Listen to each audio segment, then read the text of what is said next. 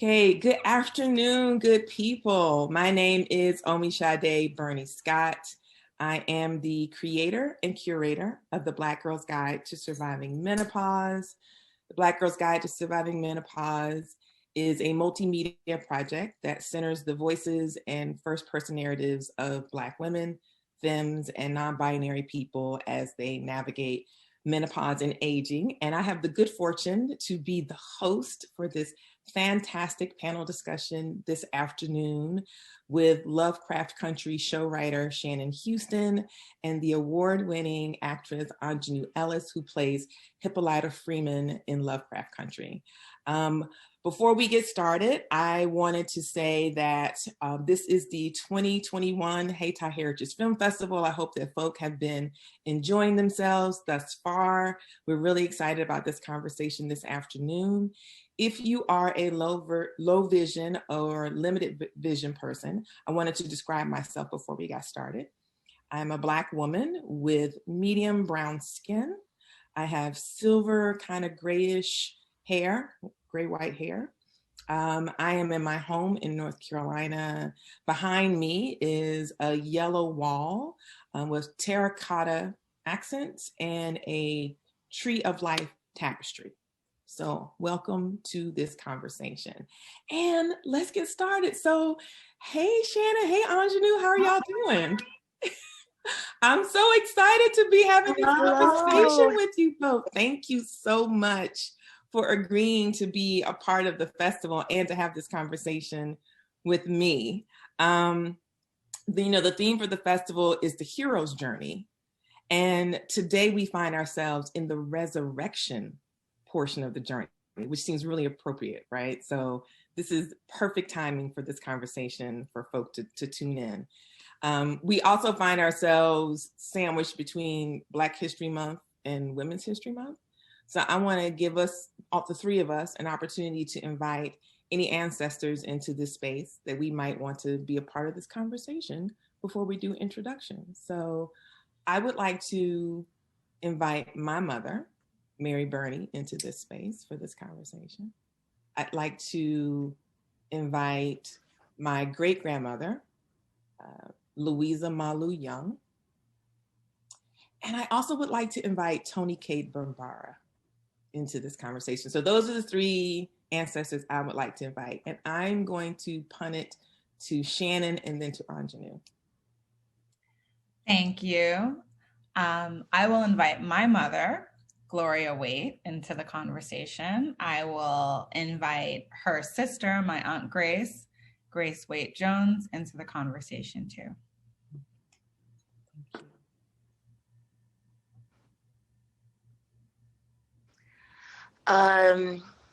First of all, what Omisade didn't say in her description is that she has the most banging glasses that you ever want to see. They're green and every color of the sea, of the Mediterranean Sea. Yes. And she's fabulous. Thank you. Yes, we had to say that. And I am a brown-skinned woman. I have a yellow shirt on, and I am in Mississippi. And I have sort of, I don't know what color this lipstick is on. It's like maybe pink, maybe something else. I don't know what color it is. So use your imagination. And I would like to invite my recent ancestor, my mother, Jacqueline Taylor, my grandmother, Murtis Taylor, and Fannie Lou Hamer. Ashe. We got some good people sitting in this space with us, y'all. All three of us got our mamas in this space. It's going to be a good conversation. I could tell that right now. So instead of reading your amazing bios, and I sent this to y'all ahead of time, so I hope we're ready for this different kind of introduction. We're gonna try it. It's gonna be okay. I'm right here with you. We're gonna rock it out. We are going to use an introduction from a community-based organization here in North Carolina that's a Black women-led org that I'm a part of called Spirit House. We're gonna use something called Where I'm From. So each of you have an opportunity to say where you're from based on who claims you, So that could be your ancestors, your family, your culture, the region. Who do you claim? Same thing. And then what generation you're from. And that could be marked by music or style or current events or TV shows. Like I always think about the Jackson 5 on Saturday mornings when I was growing up, because that's what we would be listening to in the background where we were cleaning the house, so that way we could watch Soul Train without being interrupted. That's the generation that I come from. So I'm gonna kick it back to Aunjanue and then to Shannon for you to introduce yourself of where you are from, and then we're gonna jump into this juicy conversation. What was that? What was that cheer? Hi, my name is Aunjanue, and let you introduce yourself. I think that's what. That's right. That's right. Introduce yourself. Who do I claim, and what claims me? That's such a great question. I am a Mississippian. I am a Southerner. I am from Southwest Mississippi, that borders on the line of Louisiana. So when we root for football teams, we root for the New Orleans Saints. Mm-hmm. I think that's a good a measure of that, indicator of that. And who claims me? I hope the same people. Mm-hmm. I pray that I'd like to think of myself as a daughter of Mississippi, as a daughter of the South, and what I would identify myself with 90s New York, because I spent. Mm-hmm. I was in New York in the time of Puffy and Mary J, when all that stuff was in Biggie, when all that stuff was going down. We thought the world would never change. It was all gold and fabulous, and so that's I think that's my little decade. I love that. And another late happy birthday to Mary J. Blige, who just joined the 50 plus crew. We want to welcome her to the water. Water is fine. Come on in, Murray. How about you, Shannon?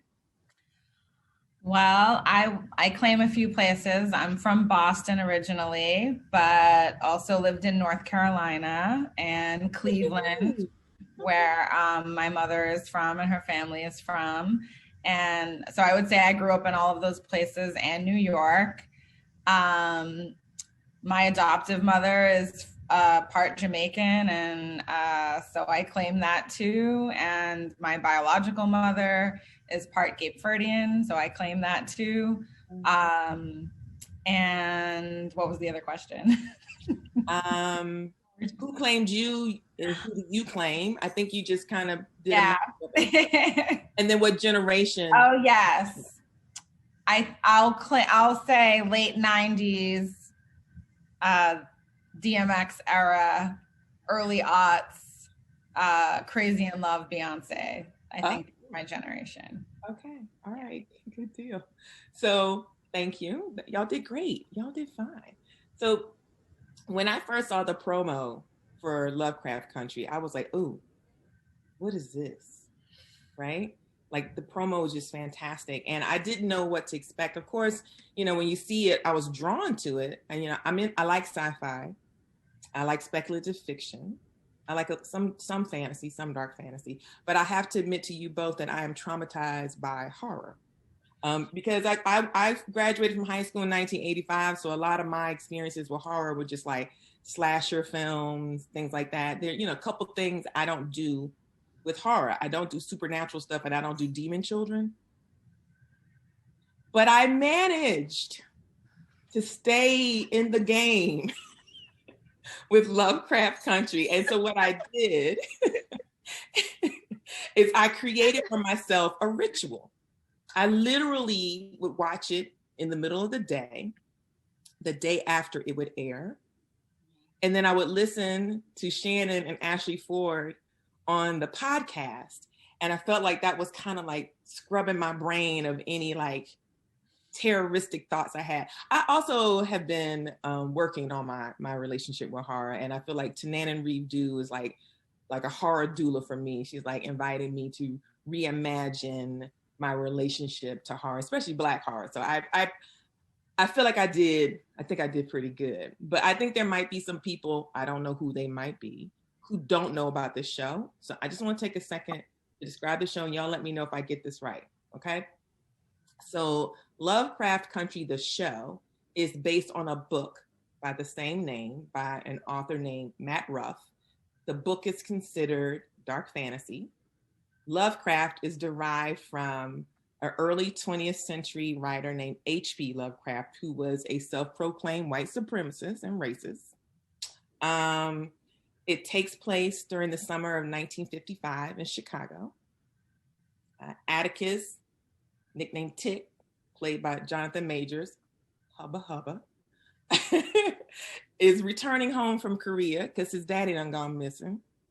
And he's also like on this like Iliad Odyssey kind of quest to reclaim his birthright, which is like magic that's embedded in his DNA.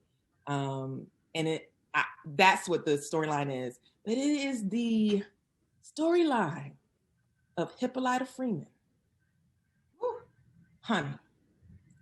And that I Am episode that knocked my socks off.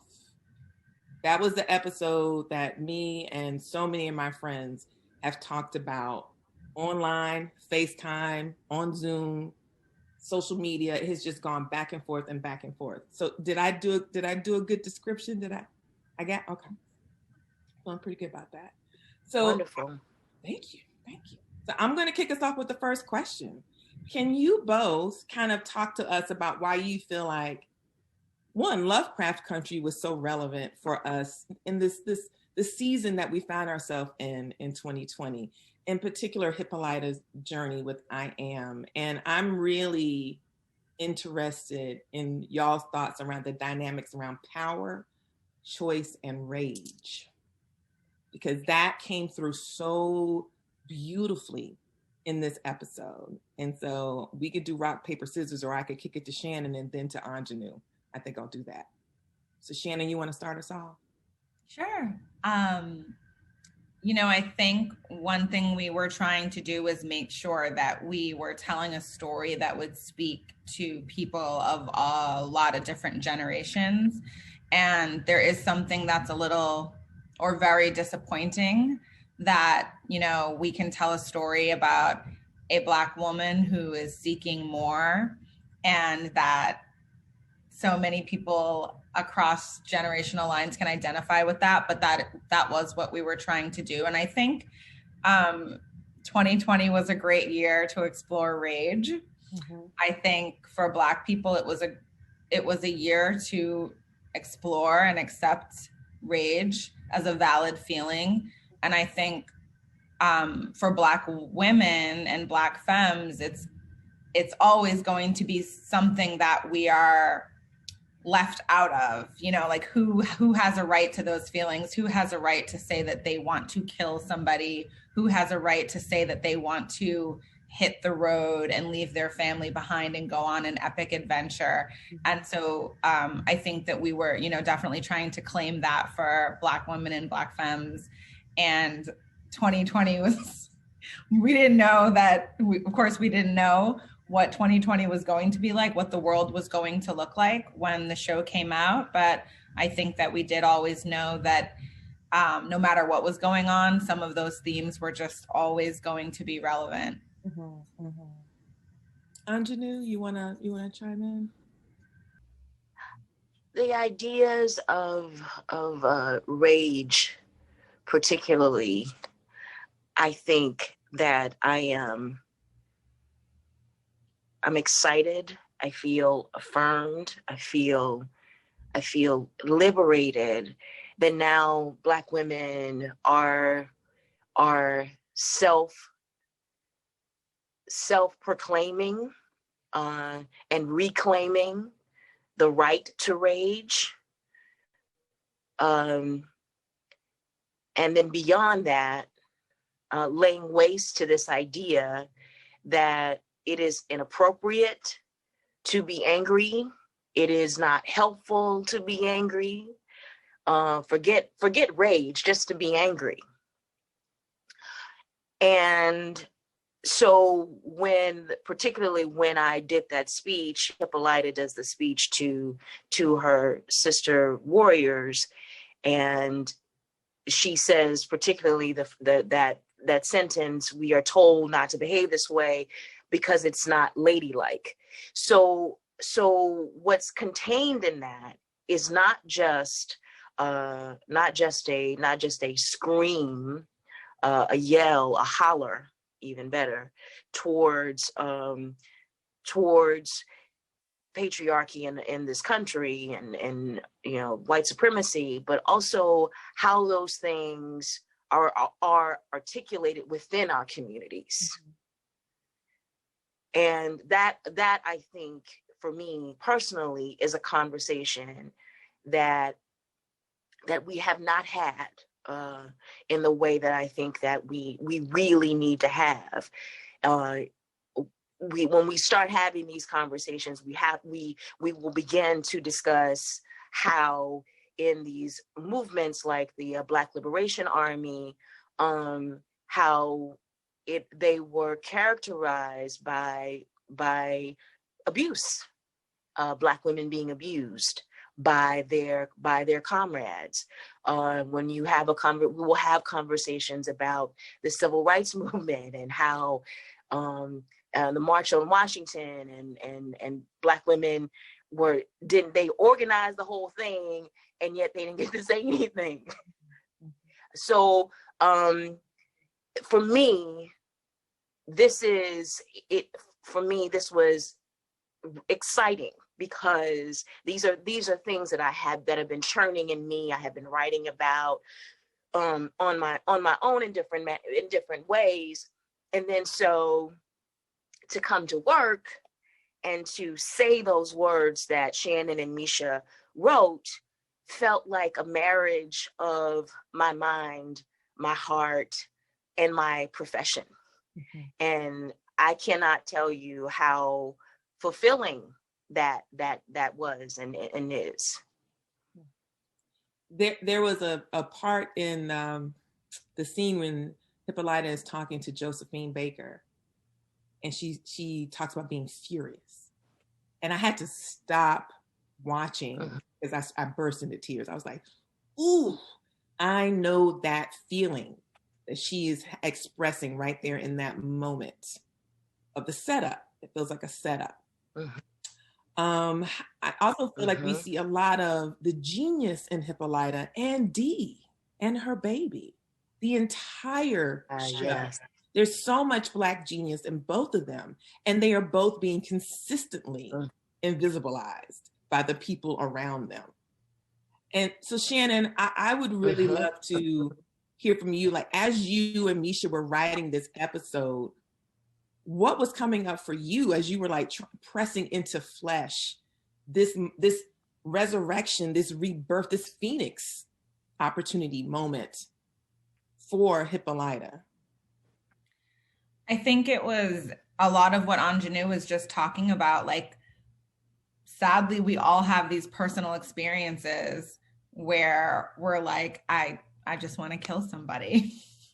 And we're not allowed to say it, and we're not allowed to talk about it, and we're not really even allowed to feel it, and we push back so much. So I think in the writer's room, it was a great opportunity for everybody to talk about, for the Black women to talk about the things that they were angry about, the shrinking that they had done, for everybody to talk about the shrinking that they had seen their mothers have to do, their grandmothers, their aunts, their sisters. I think all of us identified in some way with this conversation about a person who knows that there's something wrong and that there is something better out there, but she doesn't know where it is, and she doesn't know how to get to it, and she can't even hardly get out of the house to get to it. And so, and I think for creative people in general, we all kind of identify with the idea of like, I feel like the world is bigger. I feel like there are stories out there that I want to tell, but the day-to-day responsibilities, and this is obviously especially true for mothers, the day-to-day responsibilities make it literally impossible for me to have these adventures and do these things. So I think as a group, we were like, what would somebody like Hippolyta be feeling during this time? And how can we talk about how it's true for a lot of people today, especially women, especially mothers, especially Black women mothers. So it was definitely therapeutic. And I think for me, I love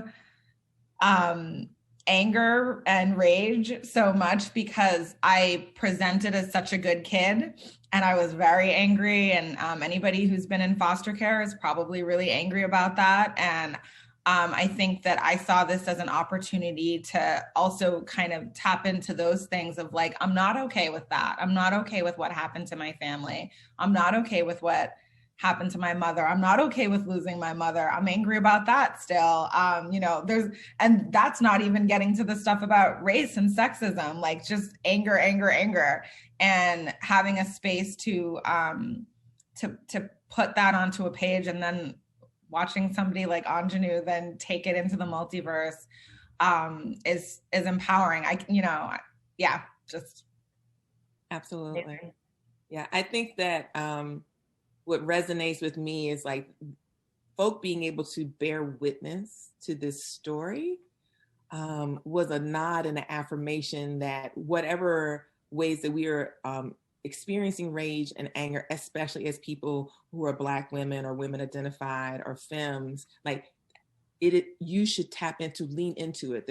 I'm reading the book Love and Rage, and it talks about like our ability as Black folk to really access the trauma we've experienced in this country and that rage, and let that be instructive how we heal from that and move from that. So I'm appreciative of both of y'all's reflections on that. I want to take another deeper dive into a part of Hippolyta's interdimensional journey when she gets to choose to go to another Earth dimension and reconnect with George. And she and George get to have like a real talk conversation. Like she chooses, she's like, I'm Hippolyta, I'm George's wife. And she gets to lay out on the table, there's some things were just not cool with our relationship, man. And he hesitated at first. And then he received it. And then he followed her lead as the discoverer. Another moment that I had to turn off my TV and say, well, what do we have here? This radical honesty conversation between her and her husband around shrinking. And so I would love for you both to talk a little bit about how you see the relationship and how it's played out, not just with Hippolyta, but I think also with Ruby and Letty around shrinking and shame and guilt. Like parts of that absolutely lived really, really deeply in this episode, but it's not a theme that I didn't see just be like a through line being pulled throughout all of these strong characters and their own shadow work that they needed to do. So I'll kick it back to Aunjanue around this shrinking conversation that she got to have with George as Hippolyta.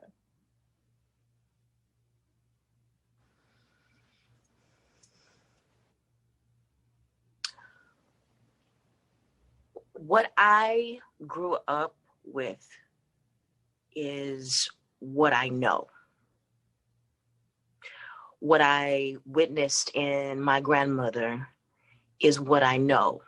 What I witnessed in my mother is what I know. That is my core knowledge of what it is to be a woman, what it is to be a Black woman. Sure,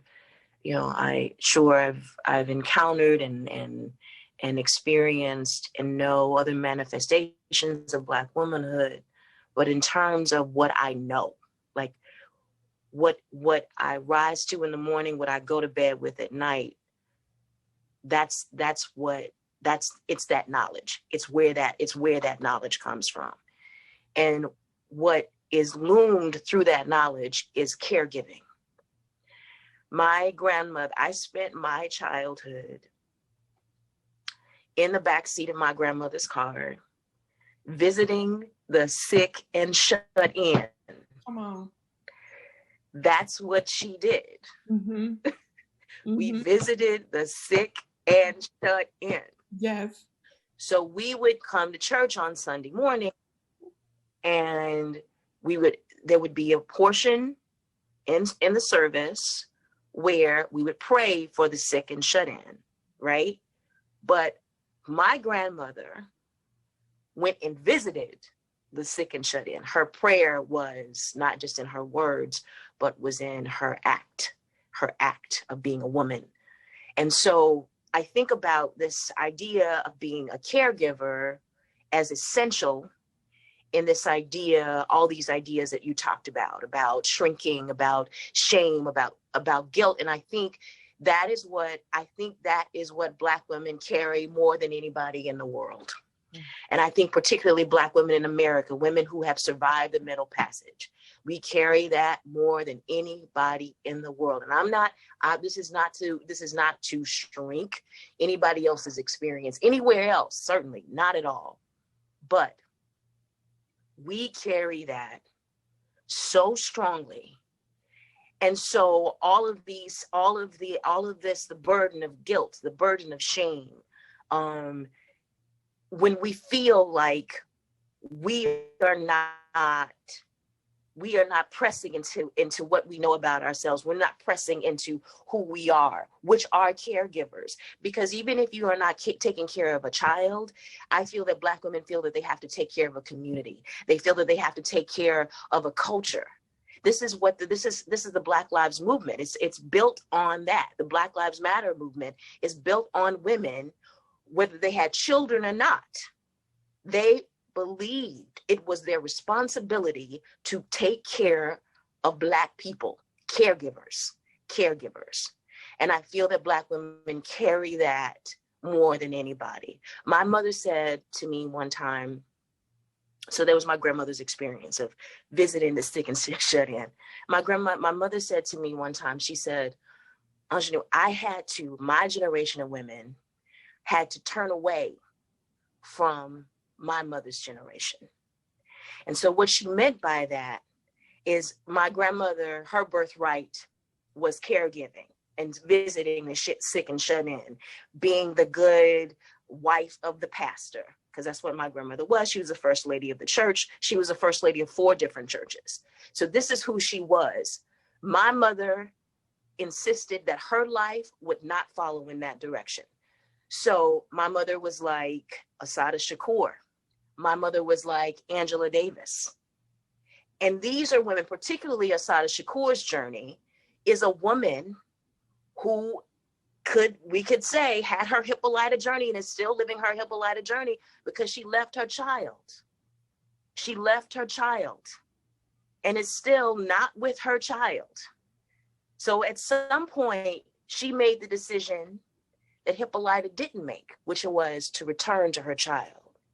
So I think that I'm not going to go any further, but I'm putting that out there of all of these sort of questions that we have that for me, go back to and always land again and again and again as Black women, as caregivers. Absolutely. Shannon, before you kick in, I just wanted to say, Aunjanue, this really resonated with me. My mother was born in 1930. And so I had older parents and we would do that every Sunday when we were growing up. We would go see by folk, and so you drive around in the community and you'd either pull into the driveway and talk to people from your car, depending on the relationship. I'm gonna talk to you from the car, or I might make my way to the porch and sit a spell on the porch, right? Because the spell from 15 minutes to an hour. Or if you real close, you're gonna come inside the house and you're gonna sit in the front room, aka the living room, right? And they're gonna talk to my mama, and me and my sister are just sitting there ear hustling the whole conversation. And then they also are, remarking on how big we've gotten as the girls, because I have a sister who's 14 months younger than me. We're the girls.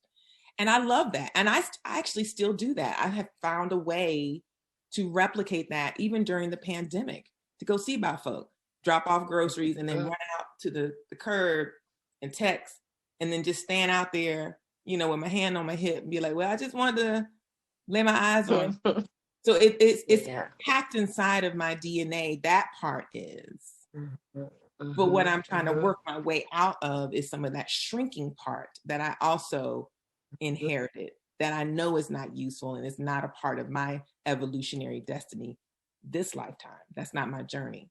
And so I just wanted to build off of that. Shannon, I know you guys have to say about this shrinking and guilt and shame piece. Unpack it. Yeah, I mean, I think with Hippolyta and George, what was so great about that scene and what was tough about writing it is that George always presented as this incredible husband, an incredible family man, and this pillar of his community. And he was all of those things.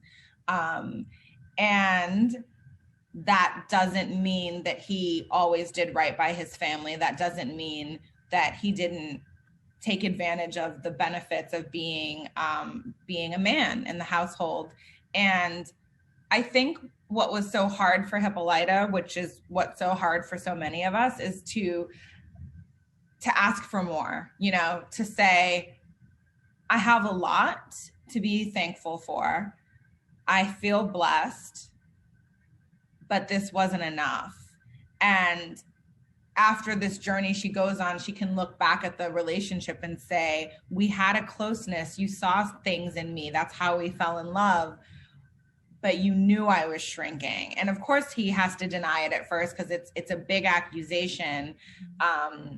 And because he's a good person, he sits with it and he takes it in. But I think that question of I can't possibly ask for more is definitely circling around many of the characters in our series. They're all in some way saying, you know, something ain't right. I need more. Something's not real. I need it to be realer. I'm a little bit free. I need to get more free. How am I going to go about that? And what we're trying to get at is to inspire Black people and especially Black women to have the audacity to say, I don't care. Like, I don't care how good you were to me. Something was wrong, you know, or I don't care about all the things that I had. It wasn't enough. I needed more, you know. So redefining, that's what I love about that Josephine Baker scene where she's like, I didn't even know what I was missing. I didn't even know that there was a freedom like this. So now I'm really angry. So yeah, I think the shrinking conversation is about looking at yourself and looking at your relationships and asking yourself, am I safe in this relationship? Am I really getting to be my most authentic self? Or are there parts of myself that I have to hide a little bit for this to work? And if that's true, and if there are things I'm hiding, what is this? Is that, you know, what does this look like? And so, yeah, it's exciting to watch that shift in their partnership as she takes his hand and he follows behind her. And I think, I think that the goal there is just to get people to think like that and to get people to think a lot bigger about what's possible for yourself and what's possible for your relationships. Do you wanted to piggy? No, go ahead. Before we go on, I wanted to piggyback on that a little bit and say and go a step further, that I think so much about the Hippolyta journey is so metaphorical to the Black woman experience. And I think that, so her saying to George is for me, is not just about a conversation. It's definitely about a conversation between a woman and a man saying, I wanted more in this relationship. I know what it's like to be in relationships and have to hide yourself because you don't want to, you don't want to offend the fragile ego of the male. So I know that I've lived that life. But it's also about, for me, the larger question of how much space Black women are allowed to take in the world, period. How much, not just how much space we have been given or we are, allotted in this relationship, in really sexist, but he's a good guy, but still sexist relationship, but also how much space or do we allow ourselves? And then also looking, and always we always have to do this, be vigilant about situations where we are denied space. We are denied space as Black women. We are denied space culturally. We are denied space politically. And then we have to monitor and be very aware when the act of denying that space is intentional, because it happens all of the time. I see it in so many situations where, if we are laughing too loud, it's really like that kind of stuff, right? If we laugh too loud, if we sing too loud, if we dancing in places that we shouldn't dance, things like that. How the space how we have to shrink ourselves, this ocean that we are as Black women, that every day we got to fit into somebody's lake, So I just wanted to say that. It's the audacity of it all, isn't it? Right? It's the audacity of it all.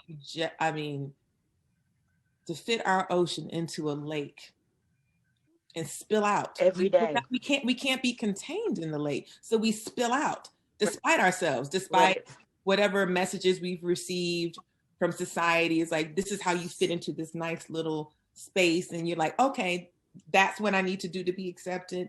That's what I need to do to be safe. That's what I need to do to be successful. And despite whatever programming, there are those of us who find ourselves spilling out at the edges, right? Anyway, right?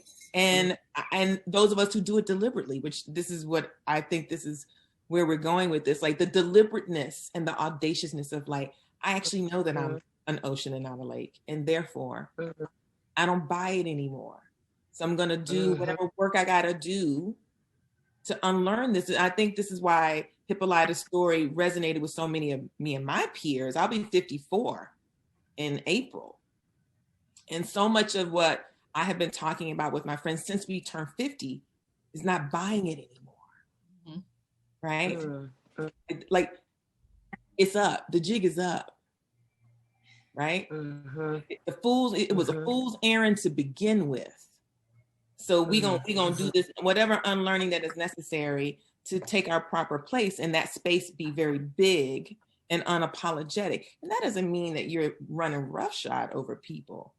But what I'm not going to do, what I'm not going to encourage my sisters to do, or other Black women or femmes to do, is to stay in that space that you've been handed that was a false narrative to begin with. So I love that. I also am curious about, because it's a period piece, because this is situated in the 50s, did that play a role in the shrinking? Did that come to mind for you as you were writing it, Shannon, with you and Misha, and also Aunjanue as you were playing it? And has that given you new perspective on your grandmothers or your mothers or your aunties who had to make decisions that really were also based on the generation that they found themselves living in?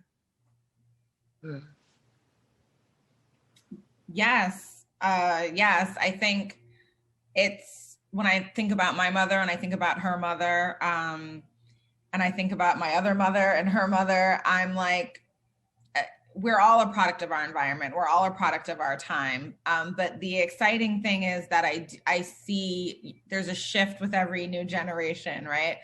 There's a shift with people saying, this is how our mothers did it. We don't have to do it like that anymore. This is how our mothers survived. We don't have to survive like that anymore. And in fact, I think now a lot of us are saying we don't just want to survive. That's not enough.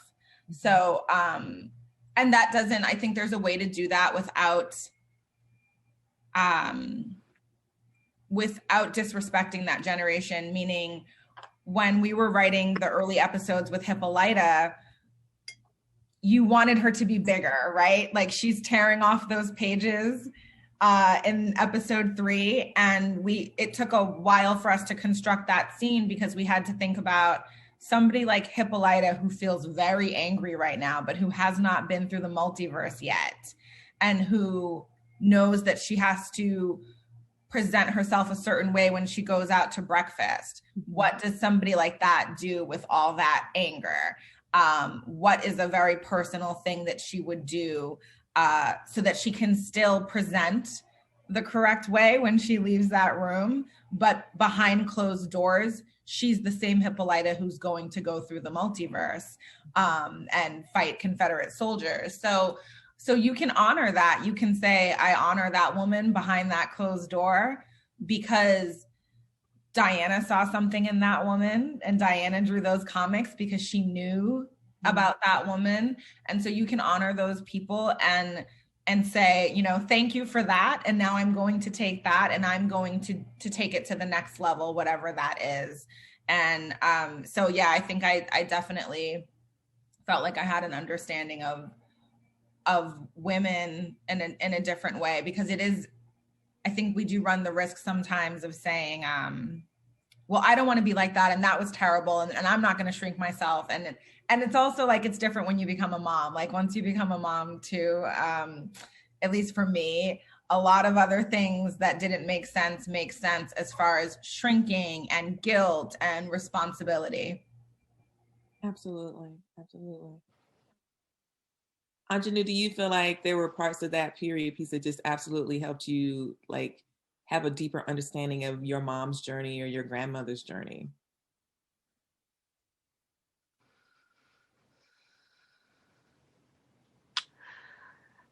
I wouldn't say that it helped me to have a better understanding of their journey, because I came in with an understanding of their journey. You know, I came in with that understanding. I mean, the beauty of this, of playing Hippolyta and being a part of this bold, beautiful thing that is Lovecraft country, is that I got to bring my full self to work every day. I didn't have to leave anything at the house, you know? So I came in with my grandmama and my mama in my Marc Jacobs bag. You know, I came in there with it, you know? Yes. So it wasn't necessarily a discovery of it, but it was a marriage of it that I could pull from as I played it. I appreciate that. So I'm going to shift gears a teeny bit because I want to talk about you all. You, not necessarily the show, about you. So I'd be remiss if I didn't acknowledge in this moment that we are living just a mere week out, if that much. It's been a little over a week since Queen Mother Cicely Tyson made her transition to the realm of the ancestors. And I purchased her book for my sister and I, and we're reading it together. We just started reading it. And in the moments after I got the news, I was talking to my cousin. I said, do you realize that Cicely Tyson played Rebecca in Sounder when she was 48 years old? And she was 53 when she started Roots. I am 53.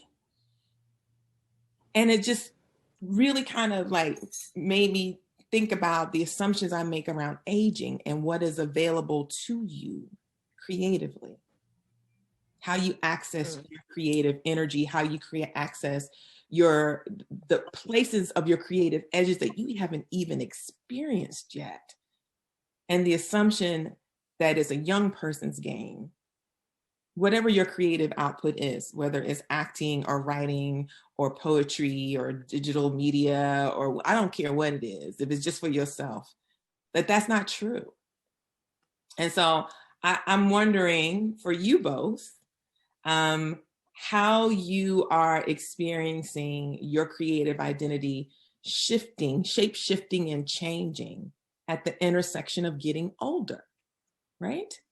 And what that looks like for you. What do you feel like is accessible to you that wasn't accessible to you when you were younger? And what do you still feel like is emergent for you? What's still something that you want to learn or do?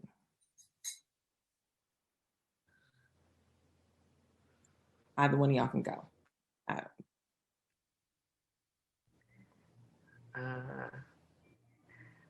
I'll go. Since I'm older than Shannon, I think I'm gonna go.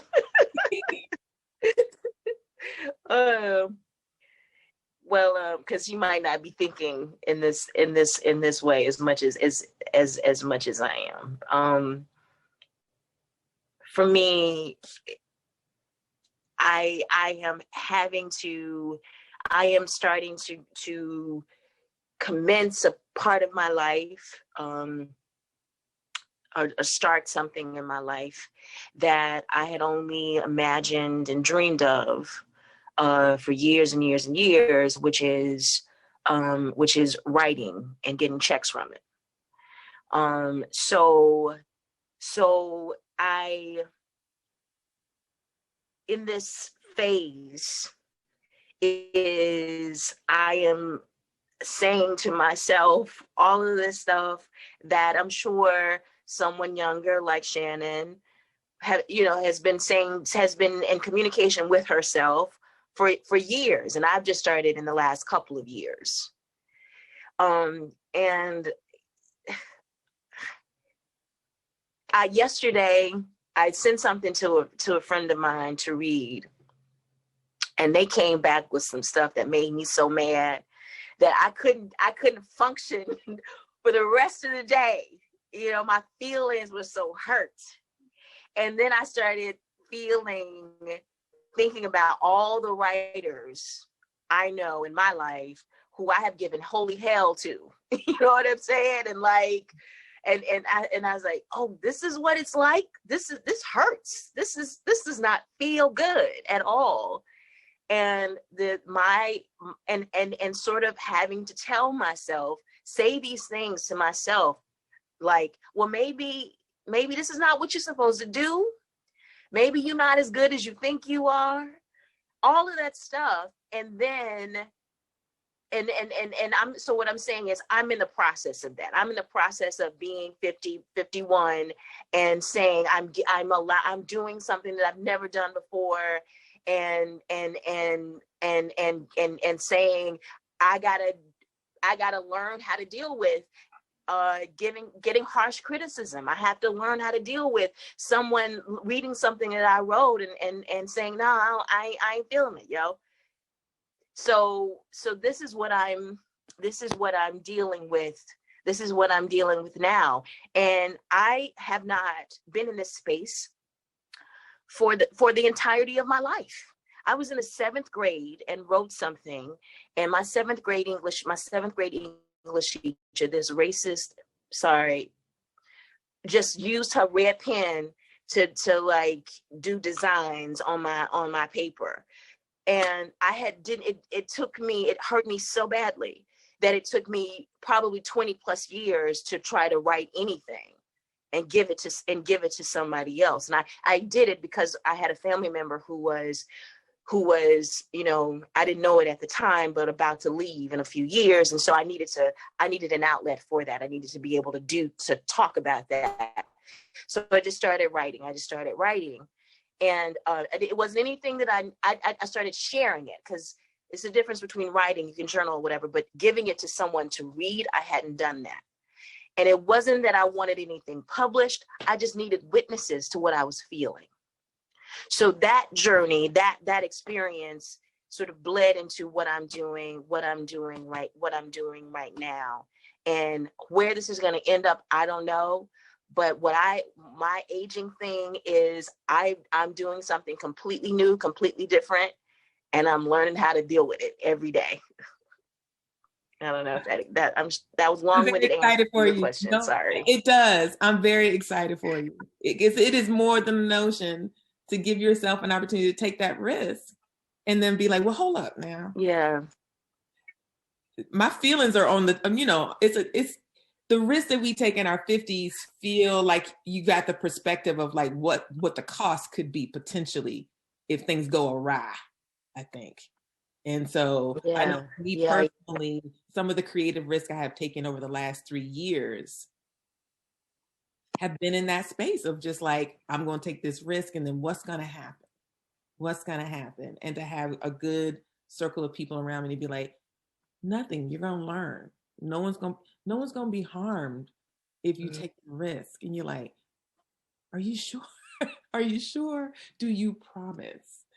What about you now, Shannon? I don't, we didn't do our ages, did the rundown of the age. I know that you are a mom because you talk about it on the podcast, and that you're raising these amazing, beautiful babies. And, I also low key, like, stalk you on social media. So I've seen pictures of these beautiful children that you are raising up to be free and liberated, and full of themselves and confident. But I also think that this is an intergenerational thing. And if I could go back and have conversations with my 20-year-old self, 30-year-old self, maybe even my 40-year-old self, I'd be like, don't you set yourself up for the okie doke in limiting what's possible for you, no matter how old you get. Yes. Yeah. Yes. I have a leaf blower that is driving me crazy. I'm going to pull my window down because I think my window's up a little bit, and then answer this question. Sorry. We're going to pause for the cause to get rid of the leaf blower. I just put myself on mute because the trash just came up and picked up the trash, and it just sounded like they were inside the house.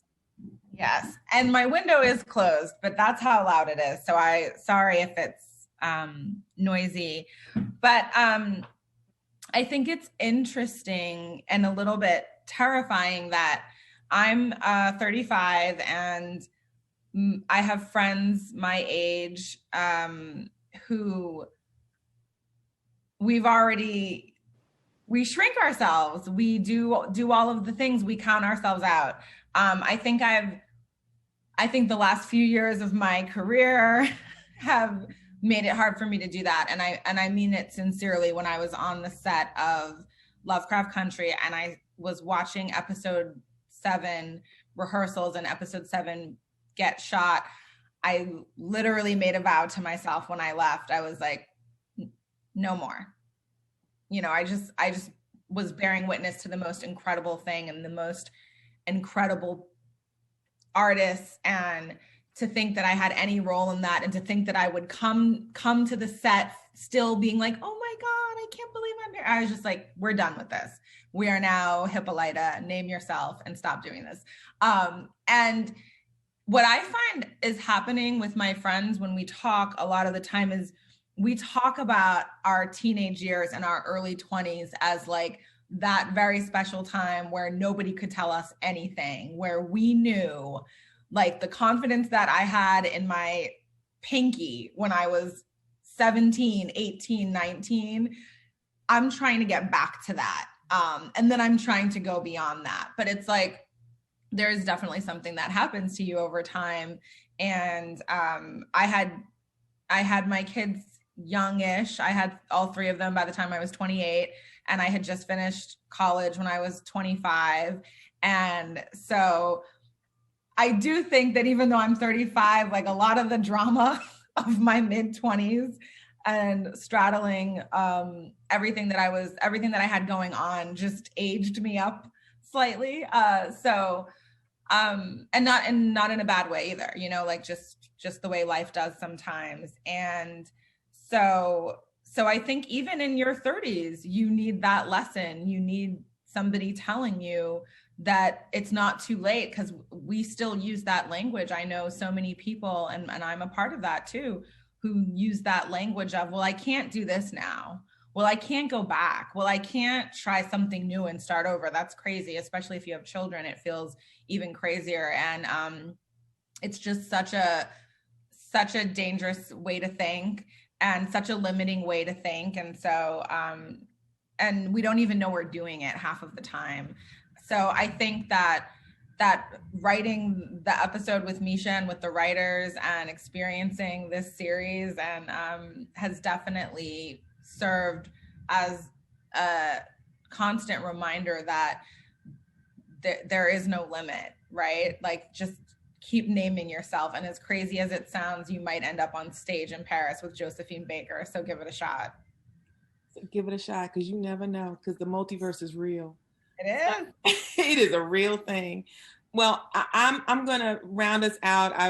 I know that we could continue to have so much more conversation, but I have just one more question for you both this afternoon. I want to appreciate you both for this conversation. This has been exactly what I thought it was going to be, which was juicy and good. I don't know if either one of you have read Adrienne Marie Brown's Pleasure Activism, but it's, you know, a couple of books that are in my house that I just keep returning to over these past couple of years. Emergent Strategies is one of her books that I read a lot and got to participate in one of her trainings and consider her movement family, but also Pleasure Activism. And in Pleasure Activism, Adrienne talks about the politics of feeling good, right? She says that pleasure activism is the work we do to reclaim our whole, happy, and satisfiable selves. That's my favorite part of that, our satisfiable selves, from the impacts and delusions and limitations of oppression and or supremacy. So we see Hippolyta engaged in what appears to me a pleasure activism practice. She is just like zooming through the multiverse, and I think she's experiencing pleasure, of course, in Paris with Josephine Baker. I also think she's experiencing pleasure in Dahomey in Benin with her Amazonian sisters when she is kicking Confederate tail. I see the pleasure in that, right? When she says, we are the girls who know when to create and to destroy. I said, well, that sounds like pleasure to me. And then, of course, the whole full circle of the Orythia Blue galactic discoverer and her partner, George, coming with her, but following her lead in this discovery place.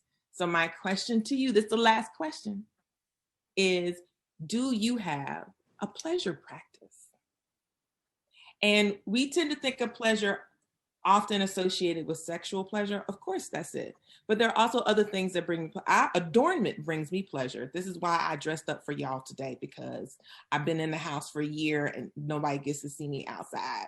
So I was like, I'm gonna dress up for Shannon and Aunjanue. I'm gonna put my big earrings on, my lipstick, and my cobalt blue. Adornment brings me pleasure with my little Leo rising, Leo moon self. So I'd like to hear from either one of you, both of you actually, around any pleasure practice that you have. And that'll end us out today, because you deserve a pleasure practice.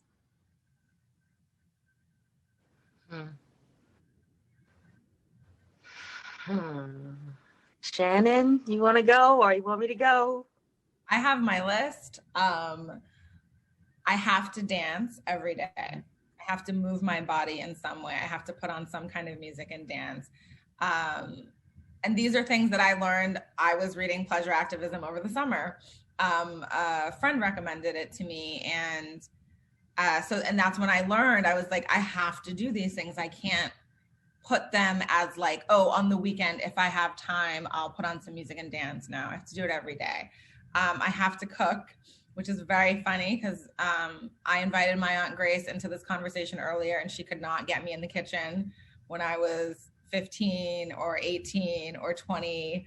I resisted it for a really long time for whatever reason, and totally different now, totally different relationship with cooking and food. And so I have to cook. It doesn't have to be every day, it doesn't have to be elaborate, but I have to make things in the kitchen, and literally will now like take pictures of them. I have a whole photo album that's just for me of my food. I have a cousin who's a really good cook. She lives in Texas, and I'll send her pictures of them sometimes. So much pleasure. So those things, when I was reading the book, Adrienne recommended physical pleasure often and regularly, and I practiced that over the summer. And it was a wonderful practice, and I'm continuing my journey in that practice. And obviously, film and TV. Like I have certain movies that I just go back to and that I just put on, and they make me feel good. So those are all a part of my pleasure tools. You got any pleasure practices, Aunjanue? My pleasure practice is coloring with my niece. She is it when I as soon as I walk in the door, she's like, "Hey, Auntie, here are your colors. This is your page. This is my page." And I was with her all weekend, and I was sitting there with her and doing this, and I was thinking to myself, this is so much fun to me. Like, am I crazy? Because I'm getting the most joy sitting here with this 8-year-old girl picking which colors of you want pink? Oh, let's do green. You know, just happy doing that. And I think the extension of that is really just my family is my pleasure activism. The time that I spend with them, eating, watching movies, coloring. It's my greatest joy. My greatest joy. And riding in my new car, listening to my playlist that my friend Ty Ford made for me. Oh, yay. All right. Yes. Well, this has been one of the best conversations. I really appreciate you both for making time, taking time, spending time to be a part of the Hayti Heritage Film Festival and to have this conversation with me. And I really hope that folks who tuned in and enjoyed this, I know I did. And I also hope that you both continue to keep yourself safe and be as big as you want to be and as happy as you want to be, and keep creating. And I appreciate you. Thank you so much. Thank you.